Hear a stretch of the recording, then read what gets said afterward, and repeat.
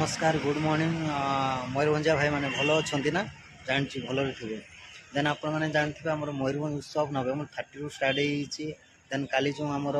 rally था जगन्नाथ मंदिर छपड़िया पर्यटन मुझे बहुत एंजॉय कले कहीं डीजे ताले ताले समस्त पूरा नाची उठते आम मयूरभंजा भाई मैंने देन आपण मैंने आसतु आम मयूरभंज उत्सव जो छपड़िया बहुत ही सिंगर बहुत कलाकार मैंने आसुँच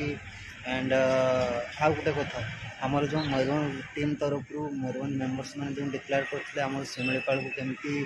नेट एंड क्लीन रखिपारे तो से हिसाब से जो रिल्स स्टार मैंने अच्छे छोट छोट स्टोरी को लेकिन बहुत ही सुंदर भाव में रिल्स को रिप्रेजेंट करते छोट छोट खाई को मत तो बहुत ही भल लगा रिल्स देखी कहीं आम सोशल मीडिया द्वारा किसी मात्रा किसी लोक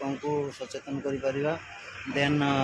समस्त मो तरफ बहुत ही बहुत धन्यवाद कहीं तार प्राइज भी डिक्लेयर करते 25,000 था एंड 15,000 था एंड 5,000 था देन